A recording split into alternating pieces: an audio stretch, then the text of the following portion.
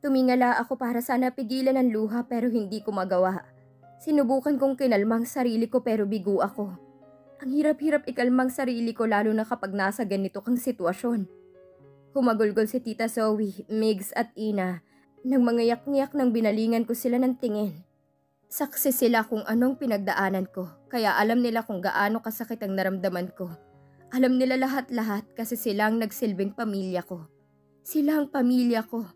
Kahit na hindi kami magkakadugo, tinuring nila akong parang anak at kapatid. Hindi magagawa yan ni Sofia. Bumalik ang paningin ko sa aking ina nang nagsalita ito. Si Sofia pa rin. Kinakampihan pa rin nila si Sofia. Ngumiti ako ng mapait nang maramdaman ko ang kirot sa puso ko. Nagawa na nga eh.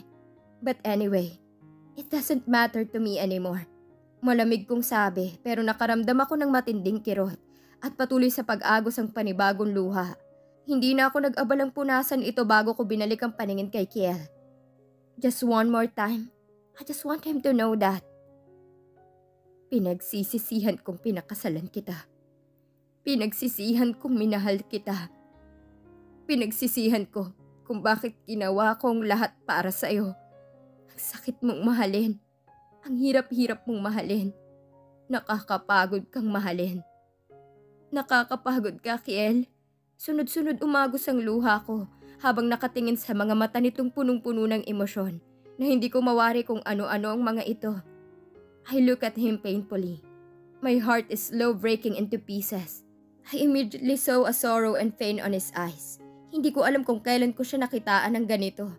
I never seen him wear these eyes. Nagsisi ako kung bakit ko pinilit ang sarili ko sa'yo. Sumugal ako sa iyo kahit alam kong sa huli talo ako. Sumugal ako kahit alam kong mukhang hindi ko mapapalitan ng isang Sofia sa puso mo. Ginawa kong lahat para sa iyo. Para mahalin mo lang ako. Pero pinagsisisihan ko yon. Iginugol ko lahat ng oras ko sa iyo para maramdaman kung gaano kita kamahal. Pero parang wala lang sa iyo. Pumuhos ang luha ko habang nakatingin dito. Ikaw yung cheater. Ikaw yung manloloko sa ating dalawa. Pinagsisihan ko ang lahat, Kiel, maliban sa isang bagay. At yun ay ang anak ko. Do you hear me, Mr. Valerian? I regret loving a person like you. You're evil. Wala kang pinagkaiba sa magulang ko. Wala kang pinalampas. Pati anak ko sinaktan mo. Galit kong sabi habang umiiyak. Yes, I regret everything. Pinagsisihan kong lahat. Bumuhos ang luha ko't walang tigil itong tumulo. Yumuko ako nang hindi ko kayang makita ang mukha nila. Nasasaktan pa rin ako hanggang ngayon. At habang buhay ko atang dadalhin to. Sunod-sunod umagos ang luha ko, nag-uunahan ito sa pagtulo. Walang nagsalita pagkatapos kong sabihin pero hanggang ngayon, rinig ko pa rin ang hagulgol nila. Nanatili akong nakayuko habang nag-uunahang umagos ang luha ko. Daig ko pang pinatay sa ginawa nila sa akin. Hindi kita kailanman tinawag na cheater. Kahit na paulit-ulit at sino-sinong dinadala mo sa bahay. Did you see me whine? Did you see me bleed? No, because I get. Because I accept it. Kahit nalabag sa loob ko na hindi mo talaga ako mamahalin. I smiled painfully habang nakatingala. Sumasakit ang puso ko. Pakiramdam ko hindi ko makakaya ito. Pakiramdam ko hindi na ako makakabangon. Pakiramdam ko hindi ko na kaya. Nanghina ako at mas lalong bumuhos ang luha ko. This is the last time na iiyakan ko ang lalaking to. This is the last time na iiyak ako sa harap ng lalaking to kasi wala na eh. Durog na ako. Nakakapagod na. I am so tired. Nakakapagod. Mas lalo akong nanghina at halos hindi ko maramdaman ang tuhod ko. Ang sakit-sakit. Nasasaktan pa rin ako. Bumuhos ang panibagong luha ko. Kailan ba titigil ang luha ko? Sunod-sunod na umagos ito't nag-uunahan na parang ulan. Halos hindi ko na mahabol ang hininga ko. Ang sikip-sikip sa dibdib.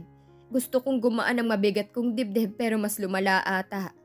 Humatras ulit ako ng isang beses dahil sa panghihina. Please take all the pain away.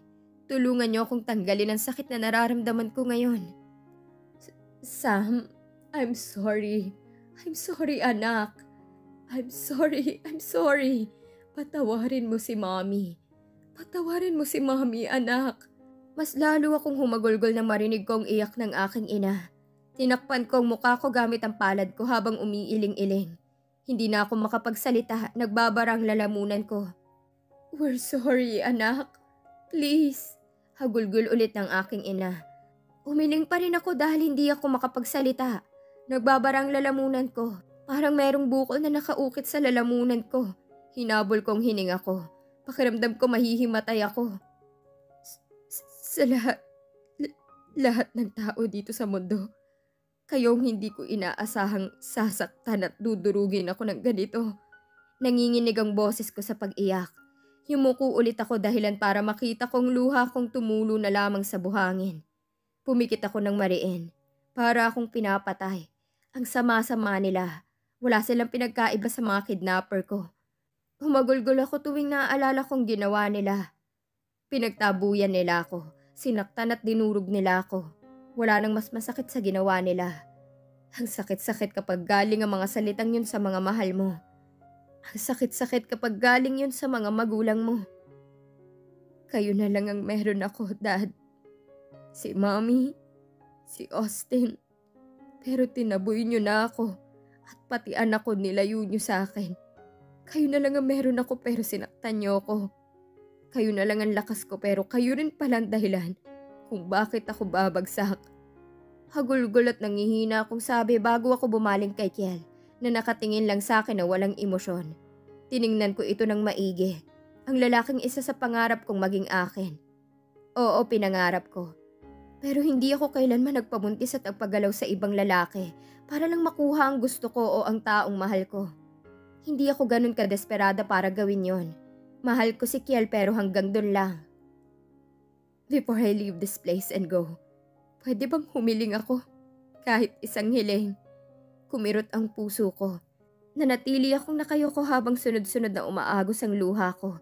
Sumisikip ang dibdib, hinihigop ng hangin ang lakas ko. Pumagsak ang balikat. Umalis kayo sa buhay ko. I want you out of my life. From now on, you are a stranger to me. Mr. Mrs. Perez and Mr. Valerian. I hope na hindi na mag-cross ang landas natin. Malamig kong sabi bago ako tumalikod at dahan-dahan lumakad kahit nangihina. Dahan-dahan akong lumakad palayo sa kanila, palayo sa taong mahal ko, palayo sa magulang. Bahala na si Tita Zoe sa pag-asikaso ng kontrata. I just want to take a rest. Masyado akong napagod doon. Gusto ko na lang magpahinga. Gusto ko na lang matulog, umuwi para makasama ang anak ko. Ezekiel's POV. Nalalabong paningin ko habang nakatingin sa likod ni Sam na unti-unting lumalayo sa amin. Nalalabong paningin ko habang nakatingin ditong nakatalikod habang naglalakad palayo sa amin. Nakakuyom ang kamao ko sa loob ng bulsa at nakaigting ang panga habang nakatingin dito. Narinig kong malakas na hagulgol ni Tita habang pinapatahan ito ni Tito. Hindi matanggal ang paningin ko kay Sam na nanginginig ang balikat sa pag-iyak kahit na sinundan na ito ni Zoe at yung dalawang kasama nila. She's hurting. Binugbog, binaboy at tinapon sa ilog. Bigo akong yumuko at bumagsak ang balikat. Tinanggal ang paningin ko kay Sam na hanggang ngayon umiiyak pa rin. Wala akong masabi. Nagbabarang lalamunan ko. Walang lumabas sa bibig ko. Napipi ako sa mga salitang binitawan nito. Mas lalo kong narinig ang hagulgol ni Tita habang yakap-yakap na ngayon ni Tito. Yumuko ako at mas lalo kong kinuyom ang kamao. Hindi ko alam kung anong mararamdaman ko. Hindi ko alam. Naguguluhan ako. My heart is beating so fast. I was hurting too. Gusto ko siyang habulin pero hindi ko maigalaw ang mga paa ko. Gusto kong malaman lahat-lahat. I want to know the truth. Gusto ko siyang makausap. Gustong gusto ko pero I know she's hurting right now. Like what she said. She want us out of her life. She want us out of her sight. Hindi ko ma-imagine ang ginawa nila sa kanya 5 taon. Naisip ko palang na hinahawakan nila at tinahalikan. Si Sam, parang gusto kong pumatay. Naisip ko palang kung paano ito binugbog mas lalong gusto kong pumatay. Na-trauma ito kaya pala matagal itong nawala at hindi nagpakita. Ang akala ko kasi magpapakita ito at kukunin si Austin kinabukasan sa bahay. Pero walang dumating because she was kidnapped. Sana pala pinakinggan ko tumawag sa akin noon na nasa kanila si Sam. Sana tinawagan ko ulit ito upang kumpirmahin kung nasa kanila si Sam. Hindi ko ito binabaan ng telepono dahil inagaw sa akin ni Sofia ang phone at siya mismong pumatay. Nawala lang sa isip ko kasi ang sabi ni Tito manloloko lang ang mga yon. Pero hindi ko akalain na totoo. Huminga ko ng malalim at ikinalmang sarili. Anong nangyari? Where's Sam? Tanong kaagad ni Cairo na hinihingal habang nakatingin sa akin. Hindi ako sumagot at hindi ko ito tiningnan. Nanatili akong nakayuko at nakakuyumang kamao. Wala nang mga reporters na paalis na namin. Sabi naman ni Marcos na hinihingal din. Iniangat ko ang ulo ko at tiningnan ang dinaanan ni Sam ngunit wala na akong nakita.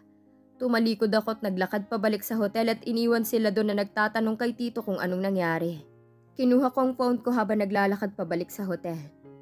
Can I ask you to find something? Bungad ko sa isang private investigator ko pagkatapos ng 2 rings sinagot ang tawag ko. Gusto kong malaman ang lahat. I want to know the truth at sisimulan ko ito ngayon. Look for the name Tomas. Send the details to me. I said angrily. Pumasok kaagad ako sa hotel habang kausap ko pa rin ang private investigator ko.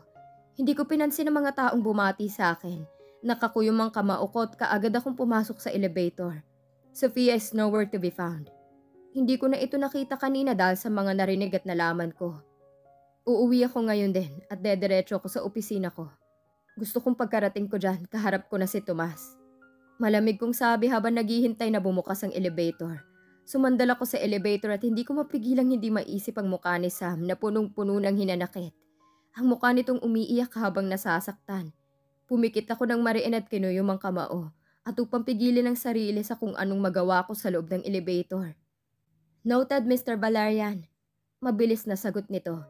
Lumabas kaagad ako sa elevator nang bumukas ito. Dumiretso ako sa kwarto at ine-expect ko na andun si Sofia. Pero wala akong nakita kahit anino.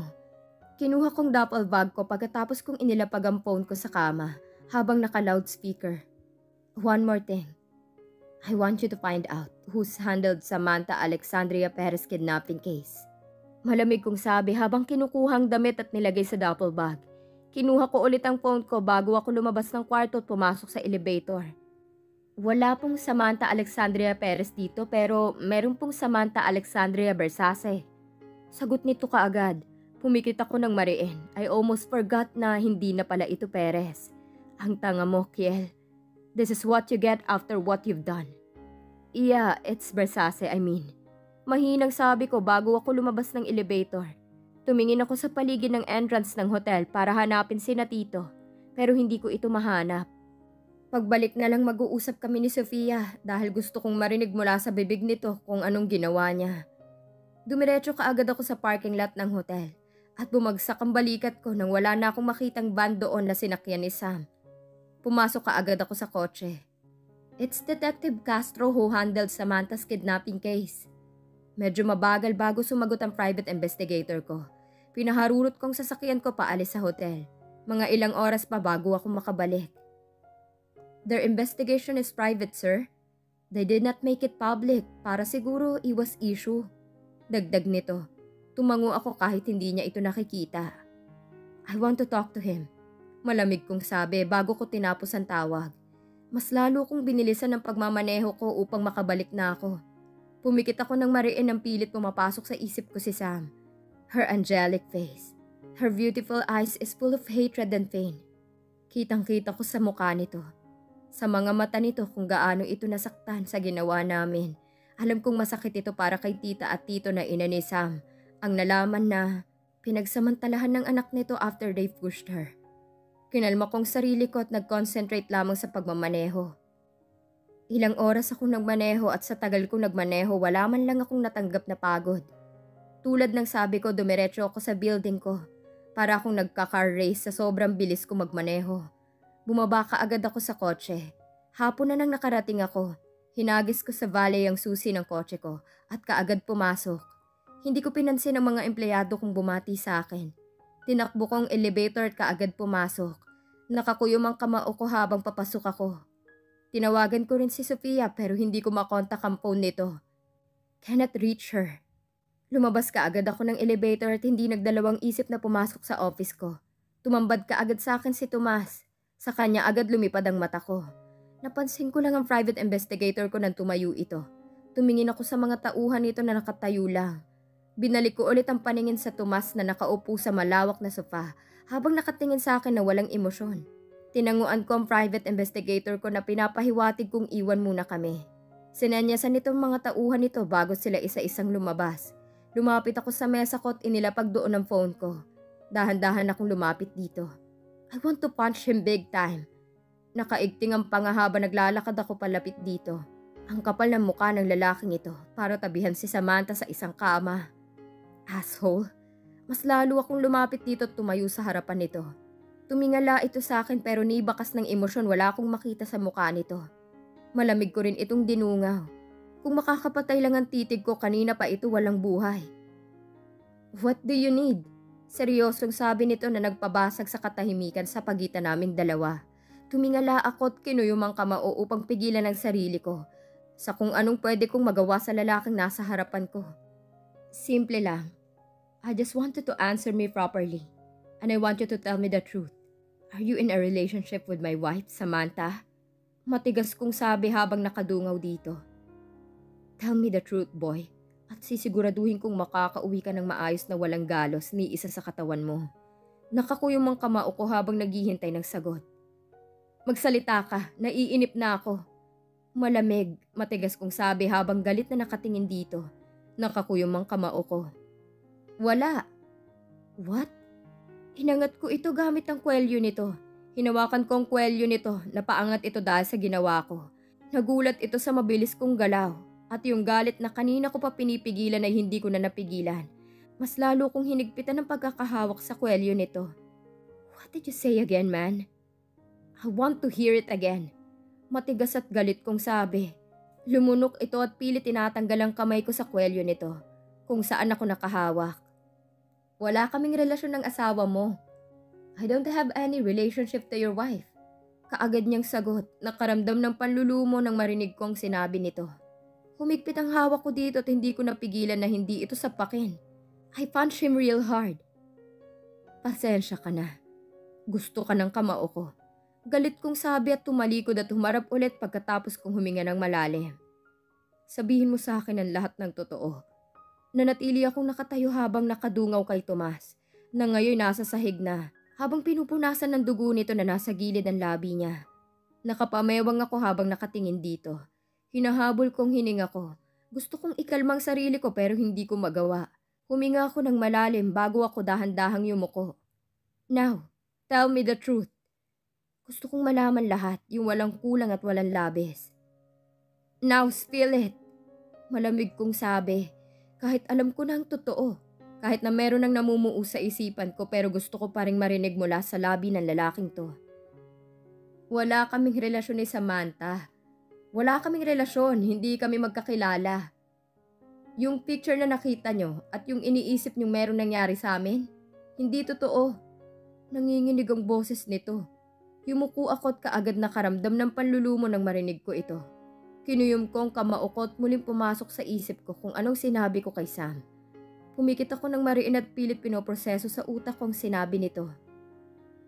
Nagtatrabaho ako sa isang bar noon at doon ko nakilala si Sophia.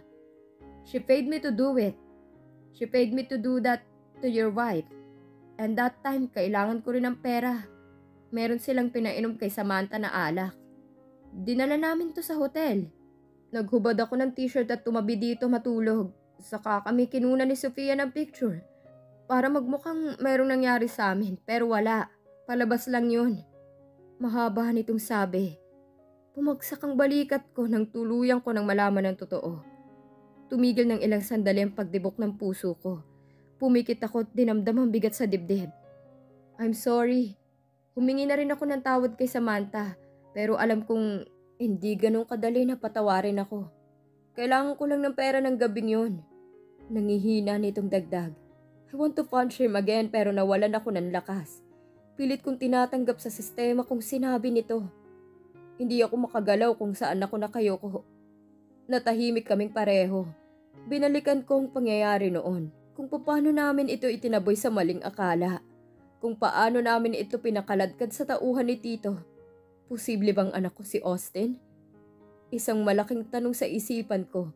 Kasi kahit anong isip ko talungkat sa isip, wala akong naaalalang merong nangyari sa amin ni Samantha. Kung hindi siya tulad ng iniisip ko, posible bang anak ko si Austin? Posible bang dugo ko dumadaloy sa ugat ni Austin? Bigo akong pumikit. Umupo ako sa sofa at yumuko habang nag-iisip. Ginulo ko ang buhok ko sa sobrang frustration at galit na binalingan si Tomas na matama na nakatingin sa akin. Hindi ko maiwasang hindi mag-init ang ulo ko habang nakatingin dito. Leave and don't show me your face again. Go away and don't show me yourself again or else. Malamig kong sabi habang masamang nakatingin dito. Pinunasan nitong labi na isang beses bago dahan-dahang tumayo at tahimik na lumabas. Umiling ako sa sobrang disappointment para sa sarili. Bigo akong sumandal sa pang-isahang sopa kung saan ako nakaupo bago ko ipinikit ang mata ko. Why did you do this, Sophia? Excuse me, sir. Pasensya na pero dumating na si Detective Castro.